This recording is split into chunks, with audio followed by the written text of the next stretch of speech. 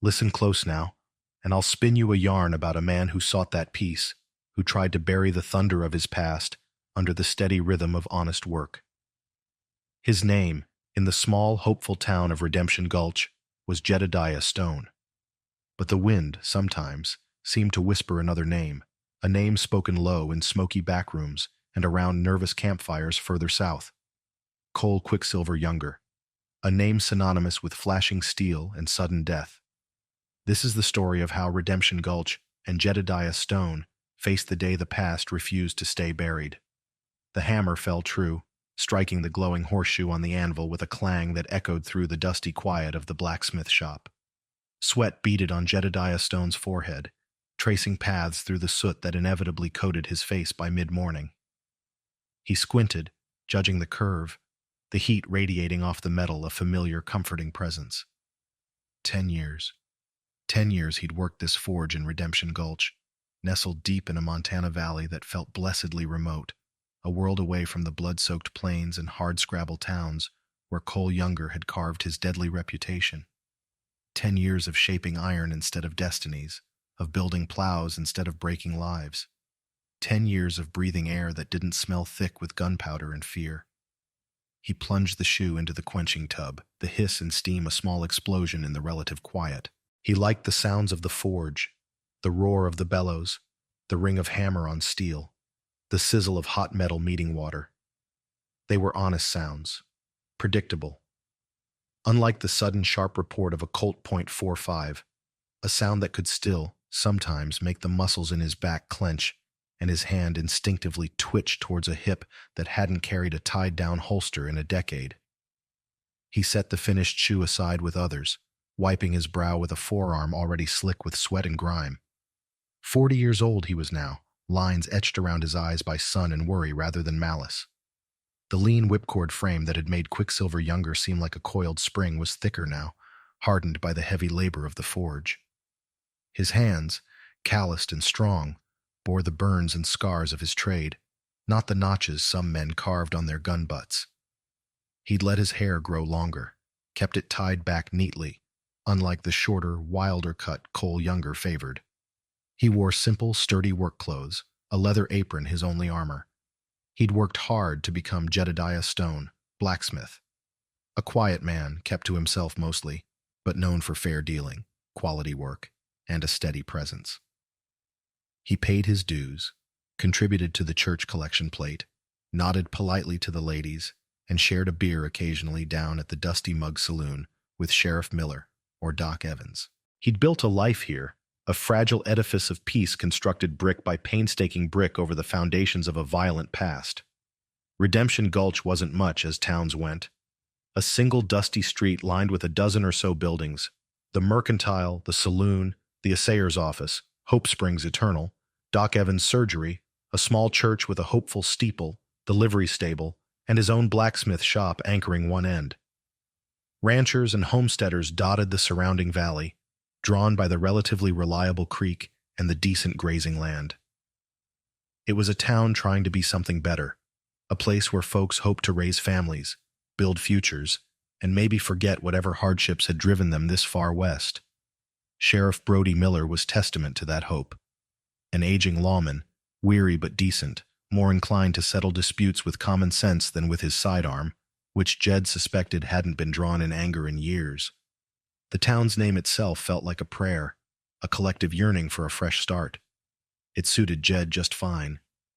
He looked out the wide door of the forge, across the street towards the small building that served as both schoolhouse and library.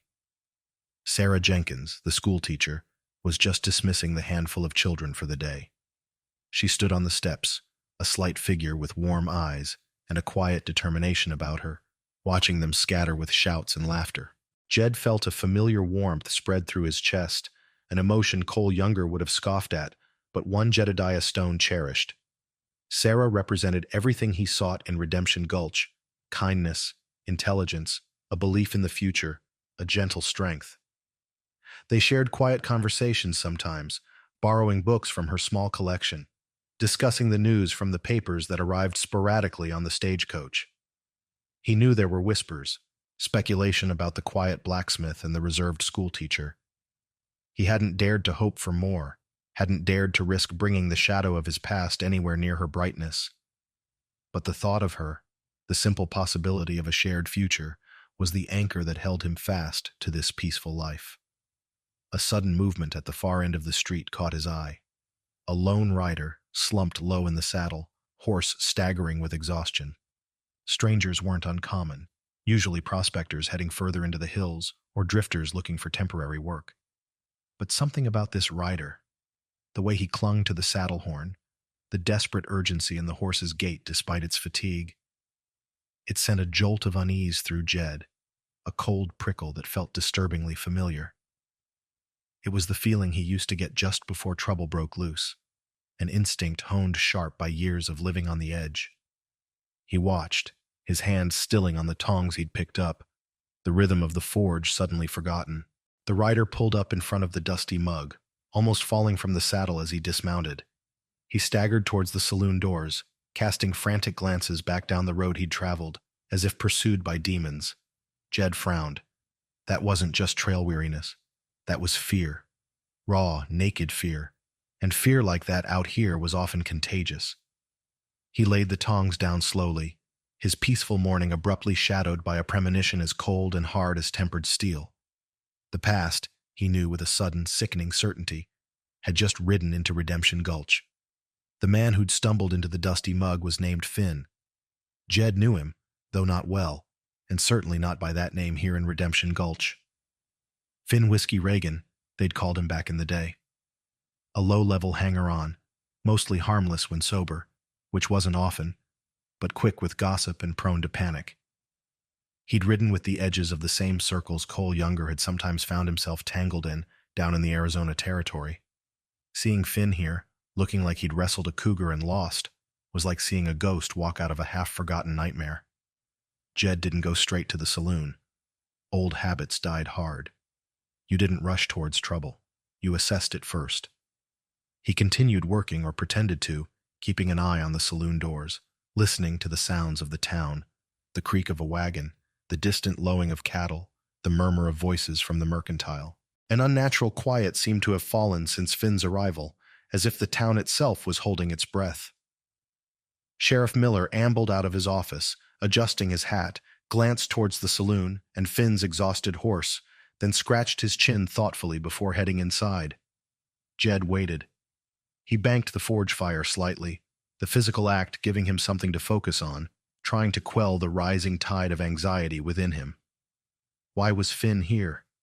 What was he running from? And did it have anything to do with Cole Younger? The possibilities churned in his gut like alkali water. He'd spent 10 years building this life, erasing the tracks that led back to his past. Had one careless thread finally unraveled the whole carefully woven tapestry? After what felt like an eternity, but was probably only 20 minutes, Sheriff Miller emerged from the saloon, his expression grim. He saw Jed standing in the doorway of the forge and walked over, his boots kicking up small puffs of dust. "Jed," Miller said, his voice low. "Got a fella in there, name of Finn Reagan. Says he knows you." Jed kept his face impassive, wiping grease from his hands onto a rag. "Reagan? Don't recall the name, Sheriff." A necessary lie, cold and immediate. Admitting he knew Finn was admitting a connection to a past he'd disavowed. Miller sighed, rubbing the back of his neck. He looked tired. "Well, he seems to know you, or knew someone like you maybe. Down Arizona way. Calls himself Cole." Miller watched Jed's face closely.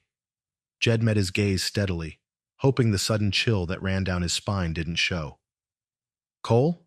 Lots of Coles down that way, Sheriff. Ranch hands, miners."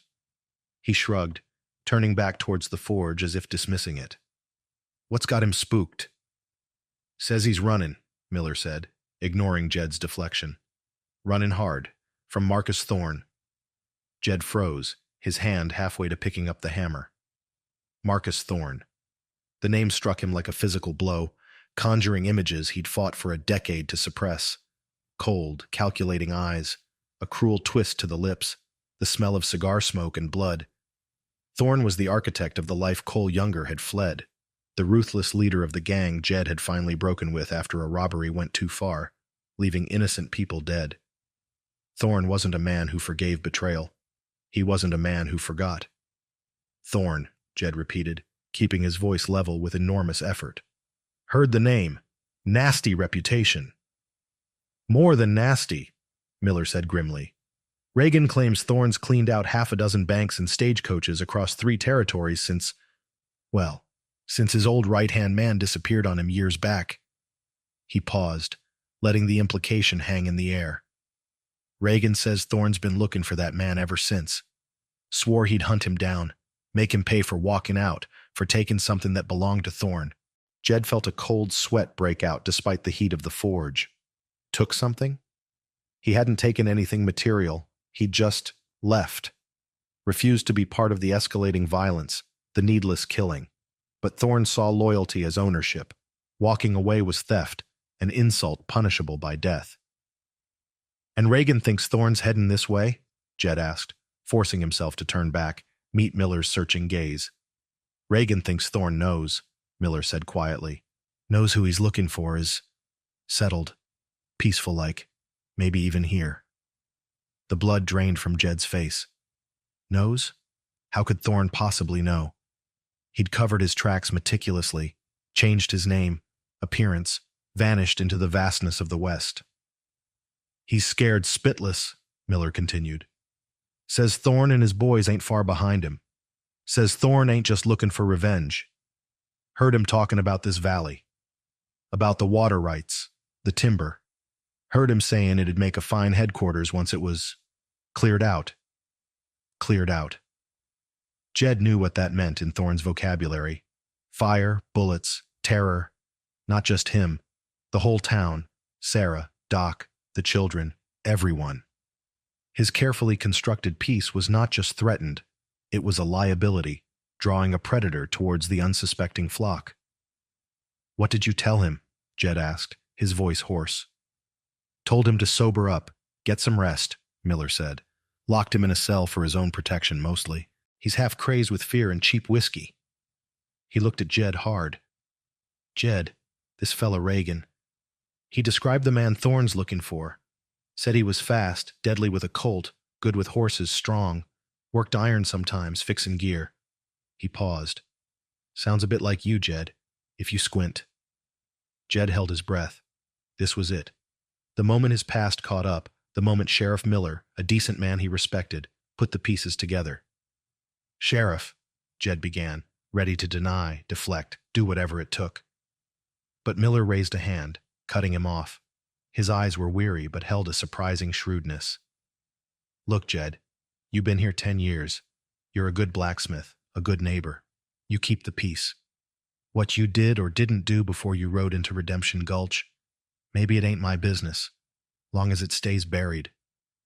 He lowered his voice. But if Marcus Thorne is truly coming here, bringing his kind of trouble, that makes it my business. It makes it our business. All of ours. Jed nodded slowly, a wave of relief mixing with the dread. Miller wasn't accusing him, not yet.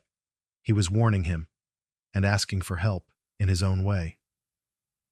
Thorne's bad news, Sheriff, Jed said quietly. If he's coming, he won't be reasoned with. He takes what he wants. How bad? Miller asked. How many men? Jed thought back, dredging up memories he'd tried to bury. Thorne likes numbers, likes overwhelming force, at least a dozen, maybe more. Hard cases, loyal only to Thorne's money and his ruthlessness. Men like Cole Younger used to be. Miller absorbed this, his face grim. Redemption Gulch had maybe 20 able-bodied men, mostly ranchers and shopkeepers, not fighters. Miller himself was past his prime. They had shotguns, hunting rifles, a few pistols. Against a dozen hardened killers led by Marcus Thorne, it would be a massacre. We need to prepare, Jed said, the words tasting like ash. Preparation meant thinking like Cole Younger again, anticipating violence, planning defense. It meant stepping back towards the abyss he'd tried so hard to escape. How? Miller asked helplessly. Warn the ranchers? Try to ford up the town? Send for help? Telegraph? Jed asked. Lines down, Miller said, confirming Jed's rising suspicion. Went out yesterday morning. Thought it was the storm up north. No storm did that, Jed said grimly. Thorne's cut us off. He's isolating us. He looked around the peaceful valley, the scene suddenly looking vulnerable, fragile. Warning the ranchers might just scatter them, make them easy pickings. Fording up, maybe. But Thorne won't lay siege like the army. He'll hit hard, fast, create chaos. We need to anticipate where he'll hit. How? He looked at the sheriff, the weight of his past pressing down on him. He could try to ride out, save himself, leave the town to its fate. It was the smart play, the Cole Younger play. Disappear again, melt back into the wilderness. But Sarah, Doc, Miller, the families, the children. He looked towards the schoolhouse again. Sarah was locking the door, preparing to walk home. He couldn't run. Not this time. This place, these people, they were his redemption. And he wouldn't let Thorne burn it all down. Sheriff, Jed said, his voice low but firm, a decision made. Let me think on it. There might be ways to slow him down, make him pay a higher price than they expect. He wouldn't reveal himself, not yet. But he would use the knowledge Cole Younger possessed. He would help Redemption Gulch prepare for the storm Marcus Thorne was bringing. He just prayed it wouldn't cost him, and the town, everything. The ring of the anvil was forgotten, replaced by the chilling echo of approaching violence. Jedediah Stone, the peaceful blacksmith, felt the cold shadow of Cole Younger stir within him, a necessary evil summoned to fight a greater one. The next few days in Redemption Gulch were thick with unspoken tension, like the heavy air before a thunderstorm. Sheriff Miller, trusting Jed's assessment, quietly spread the word among a few reliable townsfolk. Carlson, the sturdy owner of the mercantile, grizzled old rancher Ben Tuttle, even Doc Evans, whose hands were steadier with a scalpel than a firearm, but whose resolve was unquestioned. The official story was concern about potential rustlers, emboldened by the down telegraph line. It was thin, but enough to justify increased vigilance without causing mass panic.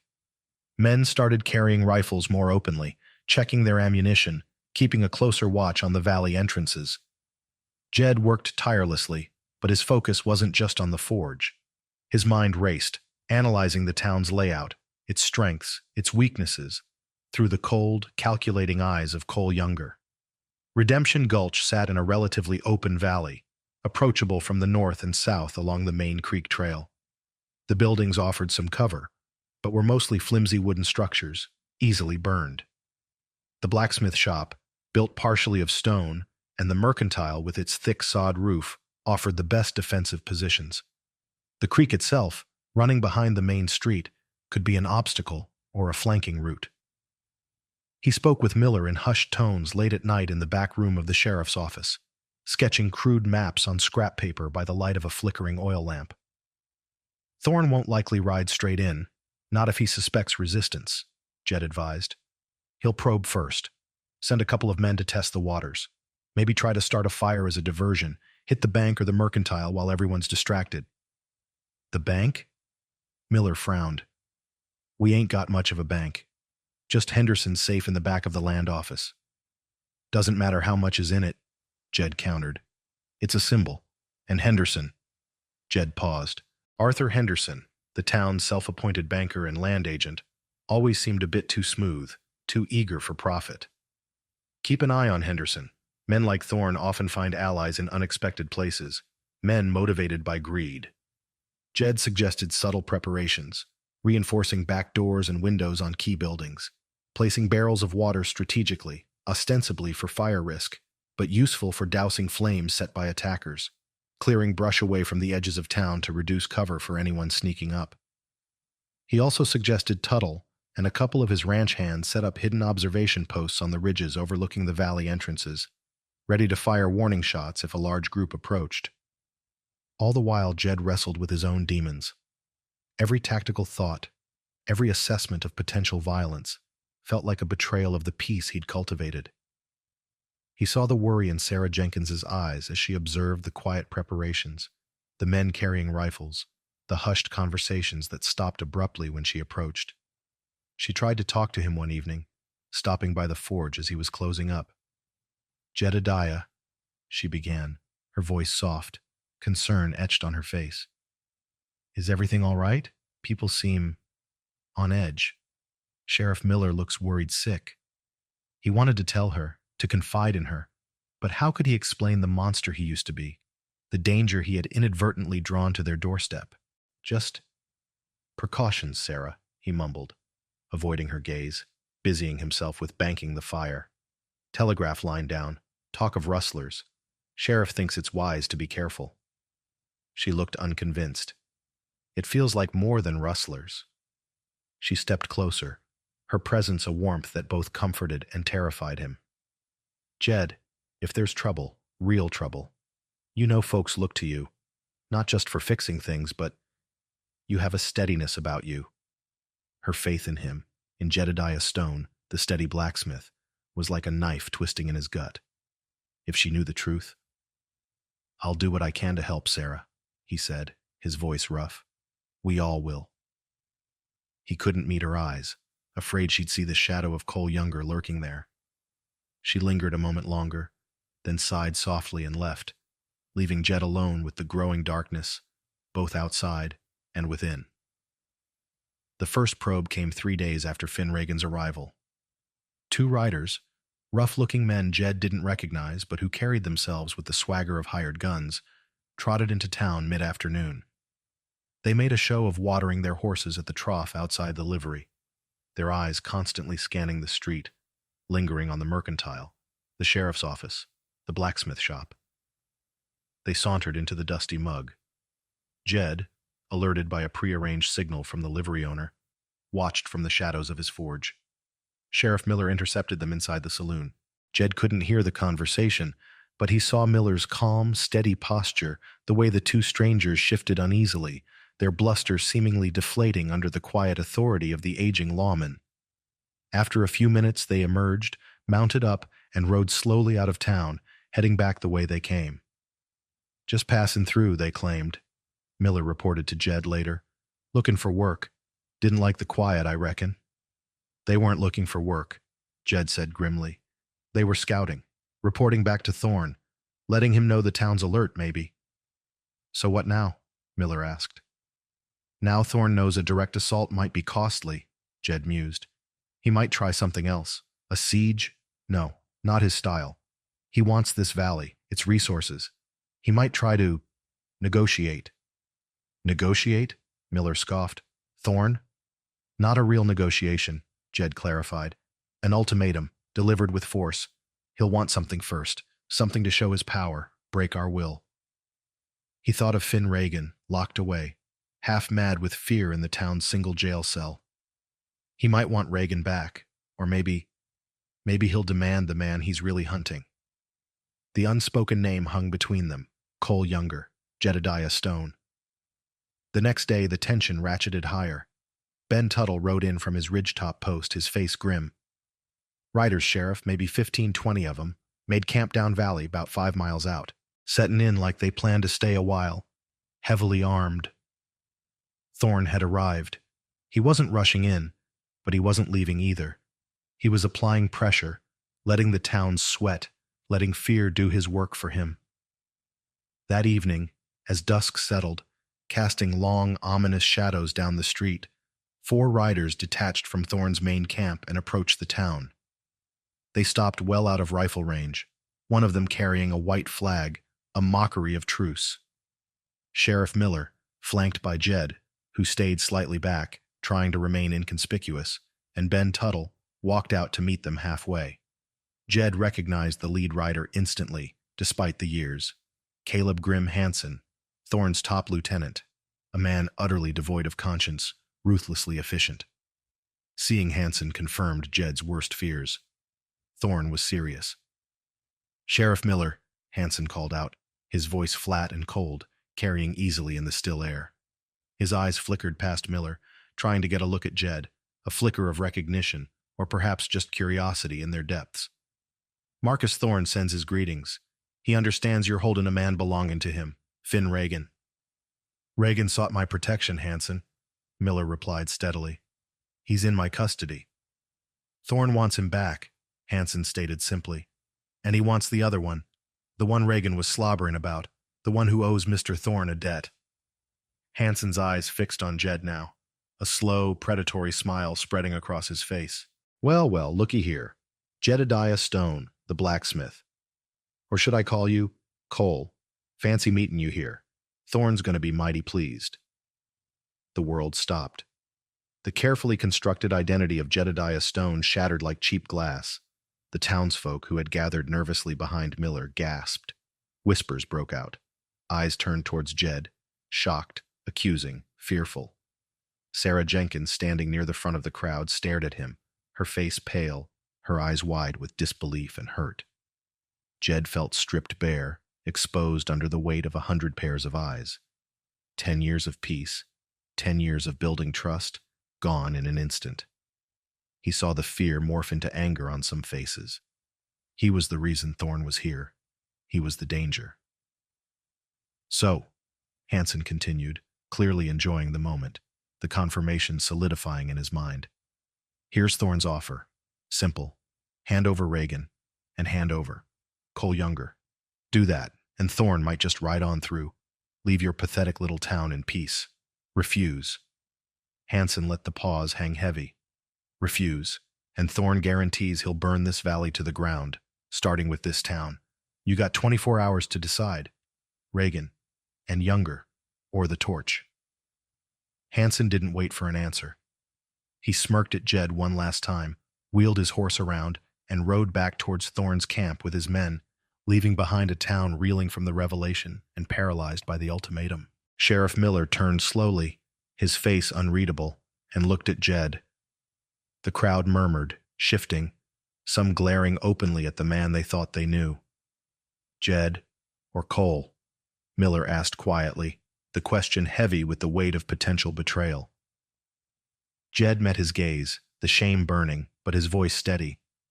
Jedediah Stone is who I am now, Sheriff. Cole Younger. He died 10 years ago. I buried him. Looks like he didn't stay buried, Miller said grimly. He looked around at the frightened, angry faces of his townsfolk. Folks, go on home. Bar your doors. We need to talk.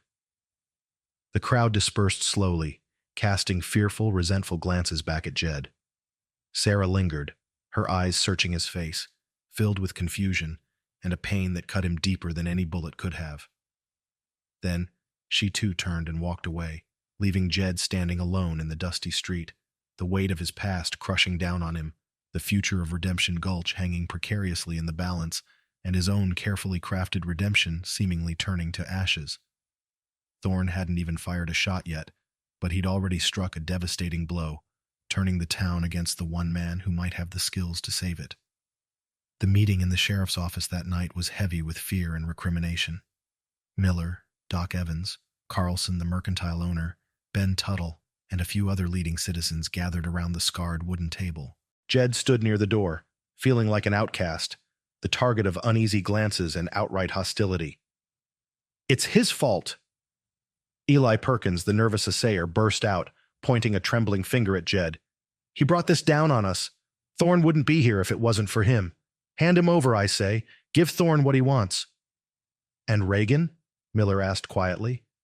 Hand him over too? He came seeking protection. Reagan's a drunk, a nobody, Perkins retorted. Younger, Stone, whatever his name is. He's the one Thorne really wants.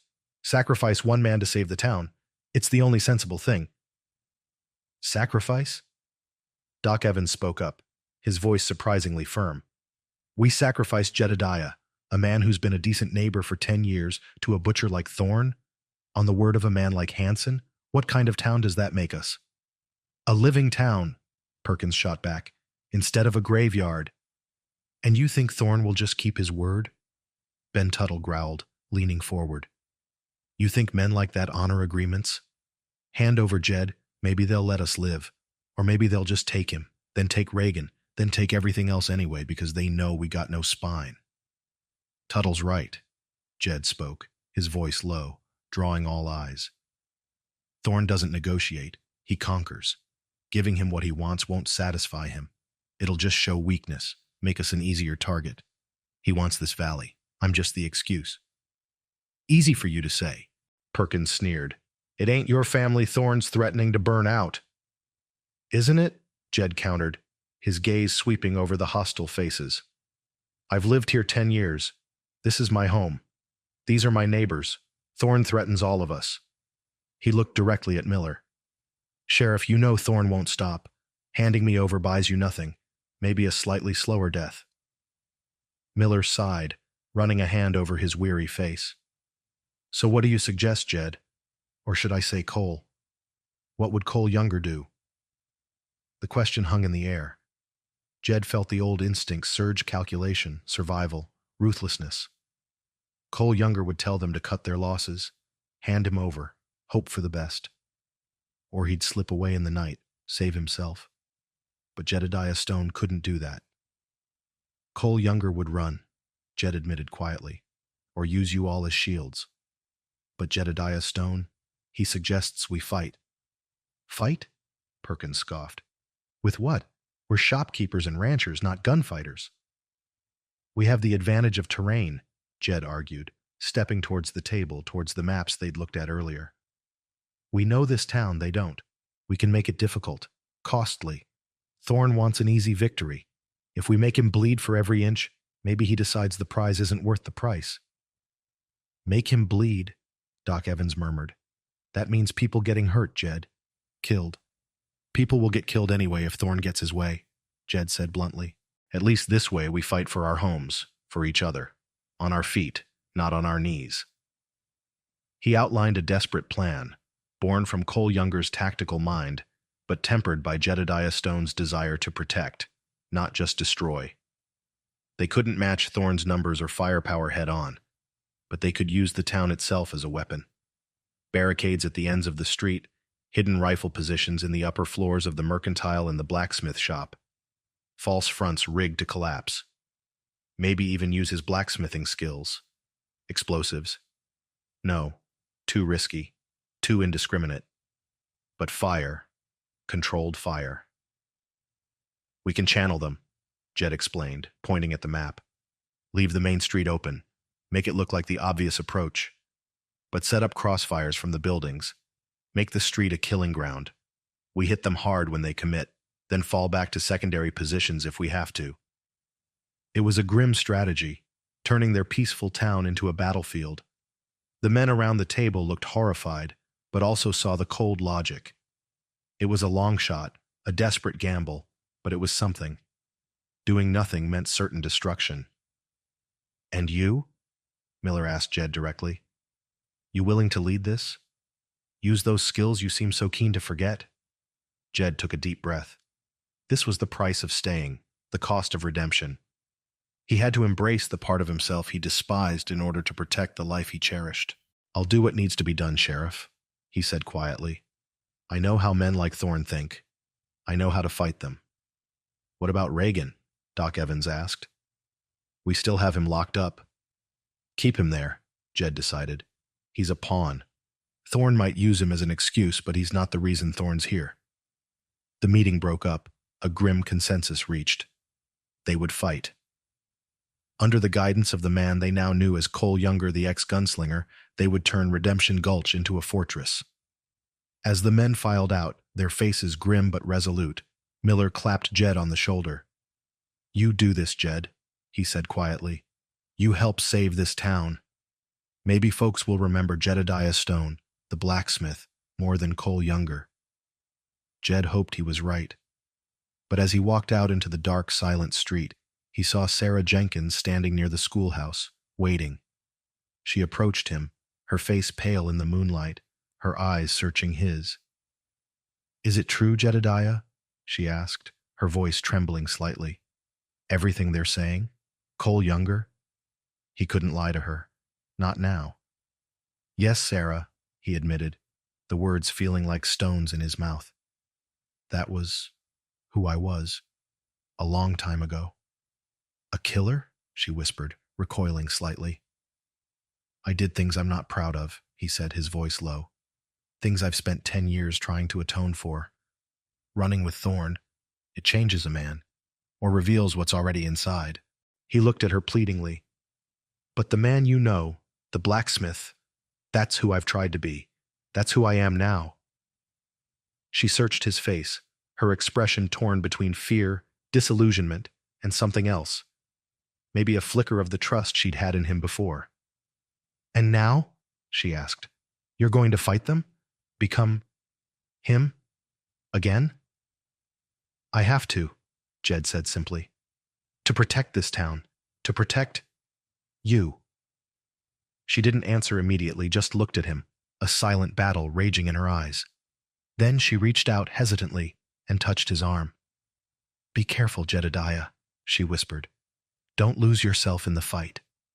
Her touch, her use of his chosen name, was a small spark of hope in the overwhelming darkness. Maybe redemption wasn't entirely lost.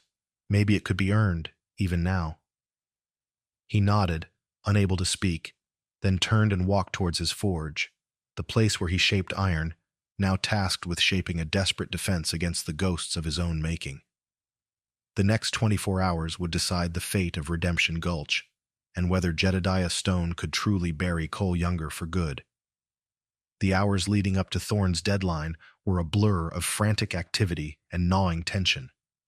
Under Jed's direction, the town transformed. Barricades made of overturned wagons, crates, and barrels appeared at both ends of the main street, seemingly blocking entry, but strategically placed with gaps to funnel attackers into prepared lines of fire. Windows on the upper floors of the mercantile and the livery stable became makeshift rifle ports, manned by townsfolk with more grit than experience. Ben Tuttle and his ranch hands took up positions in the rocks overlooking the northern approach, ready to harry Thorne's flank if he came that way. Jed worked with a focused intensity that surprised even himself, the old instincts meshing with his blacksmith's knowledge. He supervised the placement of the barricades, ensuring they offered maximum cover while channeling attackers. He checked weapons, showing nervous shopkeepers how to reload their rifles quickly, how to aim steady, how to conserve ammunition. Don't fire wildly, he instructed repeatedly. Make every shot count. Aim for the man, not the horse, unless you have no other shot. An empty saddle spooks the others. He moved with a quiet authority that brooked no argument.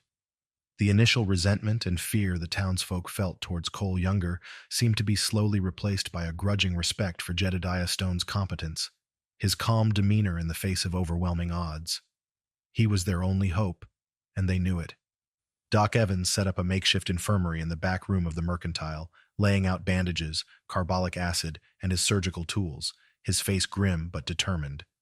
Sarah Jenkins, along with some of the other women, worked tirelessly preparing food and water, tearing cloth for bandages, their fear palpable but controlled. Sarah occasionally caught Jed's eye across the busy street, her expression a mixture of worry and a tentative resolve that mirrored his own.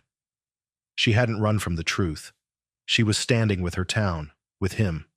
It strengthened his resolve. As he moved through the town, assigning positions, checking defenses, Jed noticed Arthur Henderson, the banker, arguing quietly with Sheriff Miller near the land office. Henderson looked agitated, gesturing wildly. Jed couldn't hear the words, but Henderson's panicked expression and Miller's stony face told their own story. Henderson likely wanted to accept Thorne's terms, eager to save his own skin and assets. Jed made a mental note. Henderson was a weak link, potentially dangerous. The hardest task for Jed was preparing himself. He unearthed the chest he'd kept hidden under a loose floorboard in the back of his shop for 10 years. Inside, wrapped in oilcloth, lay the tools of his former trade. A pair of matched Colt peacemakers, worn smooth from handling, balanced and deadly. A custom-made gun belt and holsters, tied down for a fast draw. He strapped the belt on, the familiar weight settling on his hips like a physical burden. He checked the actions, smooth, precise. He loaded the cylinders, the clicks sounding unnaturally loud in the quiet shop. Looking at his reflection in a dusty window pane, he saw not Jedediah Stone, blacksmith, but a ghost. Cole Younger stared back, his eyes hard, his face set in grim lines. He hated what he saw, but he knew it was necessary. As the deadline approached, high noon, an unnatural stillness fell over Redemption Gulch. The frantic preparations ceased, Men took their positions behind barricades and in windows, rifles ready, knuckles white. The women and children huddled in the safest locations, the root cellar of the mercantile, the back rooms away from the street. The only sounds were the nervous stamping of a horse in the livery, the distant cry of a hawk circling overhead, and the frantic pounding of Jed's own heart. He took his position on the upper floor of his blacksmith shop, which offered a commanding view of the main street and the southern approach. Sheriff Miller was across the street in the mercantile, Carlson beside him. Right on time, a lone rider appeared from the south, Hanson, Thorne's lieutenant. He stopped well out of range, surveyed the barricaded town, then slowly raised a hand. This wasn't negotiation. It was the final demand before the storm broke. Sheriff Miller stepped out from behind the mercantile barricade, holding his rifle loosely. "Hanson," he called out, his voice carrying in the silence. "Tell Thorne Redemption Gulch doesn't bow to threats. We don't hand over our own." Hanson smirked, a cold, humorless expression. "Brave words, old man." He paused, letting the threat linger. "Thorne figured you might be foolish. He said to tell you, the offer's withdrawn. Now it's just the torch." He lowered his hand slowly. "And tell Younger. Thorne sends his regards. Says he looks forward to collecting his debt personally." Hanson wheeled his horse and galloped back towards Thorne's main force, hidden from view down the valley. The die was cast. Minutes stretched into an eternity. The sun beat down mercilessly. Sweat trickled down Jed's face, stinging his eyes, but he didn't move, his gaze fixed on the southern approach. He could feel the fear radiating from the other defenders, a palpable wave. He gripped the smooth handle of his Colt, forcing his breathing to remain slow, steady. "Think like Thorne," he told himself. "Where's the first move?" Then they saw it, a flicker of movement on the ridge to the east, overlooking the town. Not Thorne's main force, but maybe half a dozen men, creeping through the rocks, carrying rifles. A flanking maneuver, designed to pin down the defenders, maybe pick off key positions before the main assault. "Hold your fire!" Jed shouted, his voice carrying clearly. "Let him get closer. Don't reveal all our positions yet." The men on the ridge opened fire, bullets kicking up dust around the barricades, thudding into wooden walls. The townsfolk instinctively ducked, a few returning fire wildly. "Steady!" Jed yelled. "Conserve your shots. Make 'em count." He raised his own rifle, sighting carefully on one of the figures moving between rocks. He squeezed the trigger. The rifle bucked against his shoulder, the report echoing through the valley. The figure on the ridge stumbled, dropped his rifle, and disappeared behind a boulder. One down. The firefight intensified, bullets whining through the air. The flanking force was meant to distract, Jed realized. Where was the main attack? He scanned the southern approach. Nothing. Then, from the north behind the town, came the sudden roar of galloping horses. Thorne wasn't coming down the main street. He was hitting them from the rear, trying to bypass the main barricades, sow chaos from within. Clever. Ruthless. "North side," Jed bellowed, hoping Miller could hear him across the street. "They're coming from the north." He scrambled down the ladder from his upper position, shouting orders. "Tuttle, your men! Swing around! Hit him from the flank! Carlson, pull some men back from the south barricade! Cover the alleyways!" Chaos erupted. Thorne's men, maybe 10 or 12 riders, burst into the north end of town, whooping and firing pistols, heading straight for the livery stable and the back entrances of the buildings. Gunfire erupted from multiple directions. Jed sprinted down the alley beside his shop, Colts drawn now, the familiar weight reassuring despite the circumstances. He saw 2 of Thorne's men trying to kick in the back door of the mercantile, where some of the women and children were hidden. Time seemed to slow down. Jed raised his pistols, sights aligning almost instinctively. 2 shots cracked out, seemingly simultaneous. Both men crumpled, dropping their weapons. Jed didn't pause. He kept moving, checking doorways, alleys, his senses hyper-alert, the instincts of Cole Younger fully engaged. He saw Ben Tuttle and his ranchers engaging Thorne's men near the livery, a fierce firefight breaking out. He saw Sheriff Miller rallying defenders near the center of town. Then he saw him, Marcus Thorne, riding a big black stallion, moving calmly through the chaos, directing his men with hand signals, a pair of ivory-handled revolvers gleaming in his fists. He spotted Jed at the same moment Jed saw him. Thorne's lips curled into a cruel smile of recognition and anticipation. "Younger!" Thorne roared over the gunfire. "Finally! Nowhere left to run!" Thorne spurred his horse forward, raising his pistol. Jed reacted instantly, diving behind an overturned water trough as bullets splintered the wood where he'd been standing. This was it. The final confrontation wasn't just about the town. It was personal. The past had caught up, gun drawn, ready for the final reckoning. Jed peered over the edge of the trough, Colt steady, waiting for his shot, the fate of Redemption Gulch hanging on the deadly dance about to unfold between him and the man he once rode beside. The battle for redemption had truly begun. The street became a maelstrom of noise, smoke, and flying lead. Jed exchanged shots with Thorne, both men using cover, the deadly ballet of gunfighters playing out amidst the larger chaos. Thorne was skilled, Jed remembered, not as fast as some, but cunning and accurate. He fought with a cold fury, his bullets chipping away at Jed's cover. Meanwhile, the townsfolk, despite their fear and inexperience, were fighting back with surprising ferocity. Carlson held the mercantile, his shotgun booming, driving back attackers trying the front door.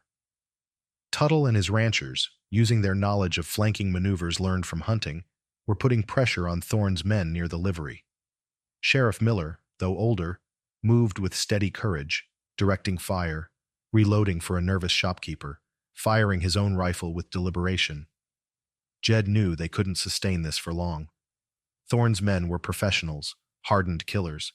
The town's defense was brave but brittle. He needed to end it. He needed to take down Thorne. He saw an opportunity. Thorne, momentarily distracted by a volley of fire from the mercantile roof, shifted his position. Jed rose, firing both Colts rapidly. One bullet tugged at Thorne's sleeve, another struck his horse in the neck. The big stallion screamed, reared, and collapsed, throwing Thorne heavily to the ground. Jed surged forward, firing again, forcing Thorne to scramble for cover behind his dead horse. But Thorne's men saw their leader down. Two of them broke off from the main fight, charging towards Jed, guns blazing. Jed spun, firing, dropping one, but the other kept coming, tackling Jed hard, sending them both sprawling in the dust. Jed lost his grip on one Colt. He grappled with the man, smelling stale whiskey and sweat, the man's thumbs gouging for his eyes. Jed slammed his forehead into the man's nose with a sickening crunch. The man roared, momentarily stunned. Jed twisted, retrieving his dropped Colt, and fired point blank. The man went limp. Jed scrambled back to his feet, breathing hard, just as Thorne emerged from behind his dead horse, favoring one leg, but his eyes burning with hatred. Thorne raised his remaining pistol. At the same moment, Hanson, Thorne's lieutenant, appeared from an alleyway, rifle leveled at Jed's back. "Jed!" A cry from Sarah Jenkins, who had emerged briefly from the mercantile's back door, pointing frantically behind him. Jed reacted purely on instinct, the muscle memory of 1,000 gunfights taking over. He didn't turn. He dropped, rolling hard to his left, firing his Colt backwards towards where Hanson had been. A grunt of pain, the clatter of a dropped rifle. He came up facing Thorne, who fired simultaneously. A white-hot poker seemed to sear Jed's left shoulder. His arm went numb, the Colt falling from his grasp. He staggered, but his right hand still held the other peacemaker. Thorne strode forward, limping, a triumphant sneer on his face, leveling his pistol for the killing shot. "Your debt's due, Cole," he hissed. Jed stood his ground, pain radiating through his shoulder, blood soaking his sleeve. He looked Thorne square in the eye, his own gun steady despite the agony.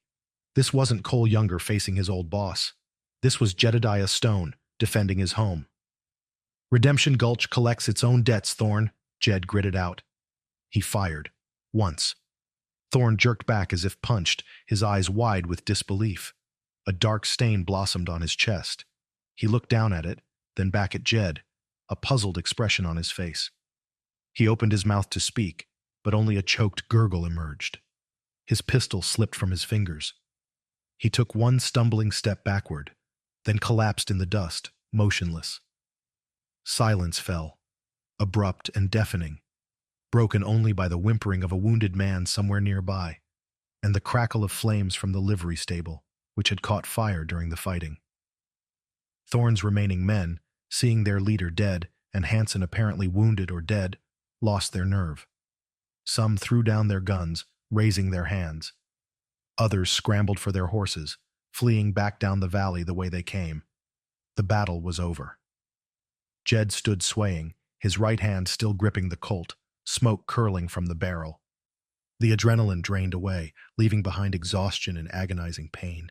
He looked around at the scene-wounded men groaning, bodies lying still in the street, the acrid smell of gunpowder and smoke filling the air, the livery burning fiercely.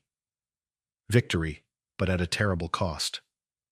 Doc Evans was already moving among the wounded townsfolk and attackers alike, his face grim.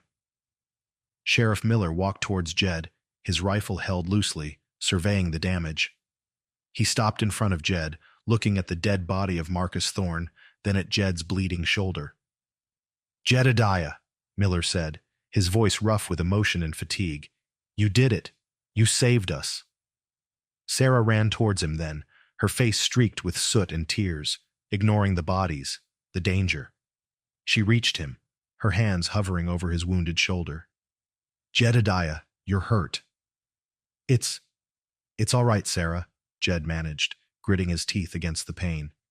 He looked into her eyes, seeing not fear or revulsion now, but profound relief and concern. Other townsfolk emerged cautiously from their hiding places, looking around at the devastation, their faces a mixture of shock, grief, and dawning relief.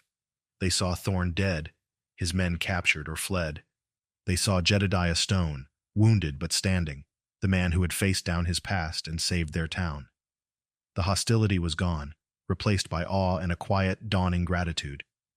Eli Perkins, the assayer who had been so quick to condemn him, approached hesitantly. Mr. Stone," he stammered, we owe you. We owe you everything." Jed just nodded, too exhausted, too sore, too emotionally drained to speak. He holstered his Colt, the weight suddenly unbearable. He had done it. He had used the skills of Cole Younger to protect Jedediah Stone's life, his home. But the cost was etched into the bullet holes riddling the town, the bodies lying in the street, the blood soaking his own shirt. Redemption, he was learning, wasn't a destination you reached, but a path you walked, often paved with sacrifice and pain. As Doc Evans gently led him towards the makeshift infirmary, Sarah walking steadily beside him, Jed looked back at the street. The smoke from the burning livery curled into the vast blue sky. The dust was beginning to settle. Redemption Gulch had survived, and maybe, just maybe, so had Jedediah Stone. The cleanup took days. Burying the dead 3 townsfolk, 7 of Thorne's gang, including Thorne himself and Hanson, who Jed had indeed hit, tending the wounded on both sides, capturing the few remaining outlaws Thorne had left behind, and putting out the last embers of the livery fire. The town was scarred, physically and emotionally, but it was intact. Sheriff Miller, with Jed's testimony and that of the captured outlaws, sent riders out to the nearest marshal's office with a full report, ensuring the official record reflected Thorne's unprovoked attack and the town's justified defense. Finn Reagan, sobered up and terrified, was released, quickly deciding Redemption Gulch wasn't the place for him and vanishing down the trail. Jed recovered slowly, Doc Evans skillfully removing the bullet from his shoulder, Sarah Jenkins patiently tending to him, changing bandages, bringing him food, her earlier fear replaced by a quiet, unwavering support that spoke volumes. The townsfolk treated him with a new respect, tinged with awe. They still knew he was Cole Younger, the man with the lightning-fast draw and the deadly past, but they also knew him as Jedediah Stone, the blacksmith who had stood with them, bled with them, and saved their homes when he could have easily run. The question of his future hung in the air. Could he truly stay? Could he go back to being just the town blacksmith after wielding his Colts again, after revealing the ghost he'd tried to bury? He sat one evening on the steps of his rebuilt forge. The townsfolk had pitched in, helping him repair the damage, watching the sunset paint the valley in soft colors. Peace had returned, but it felt different now. Hard-earned, tempered by loss and the knowledge of violence unleashed. Sarah sat down beside him, handing him a cup of coffee. They sat in comfortable silence for a while, a new ease between them born from shared adversity. "What will you do now, Jedediah?" she asked softly, finally voicing the question that lingered. He looked out at the town, at the lights beginning to flicker on in windows, at the familiar shapes of the buildings against the darkening sky. He thought of riding away, finding another quiet valley, trying to start over yet again. But the thought felt empty. Running hadn't worked before, it wouldn't work now. His past was part of him, inescapable. But maybe, just maybe, it didn't have to define his future. "Reckon I'll stay, Sarah," he said quietly. "If the town, if you, will still have me." He looked at her, his heart in his eyes. There's iron needs shaping. Plows need mending. Life needs rebuilding. A slow smile spread across her face, warming him more than the coffee. "This town needs its blacksmith, Jedediah," she said softly. "And I need my friend." The word hung there, hinting at possibilities he hadn't dared dream of before. He wouldn't wear the gun belt again, tucking the Colts and their violent history back into the hidden chest. But he knew, and the town knew, what he was capable of, both the darkness and the light. He hadn't erased Cole Younger, but perhaps he had finally integrated him, using the skills honed in violence to protect the peace he cherished. Jedediah Stone, the blacksmith of Redemption Gulch, had faced his past, and in doing so, had forged a new future, not free from shadows, but built on the solid bedrock of courage, sacrifice, and the hard-won acceptance of a community he had helped save. The anvil awaited, and there was work to be done.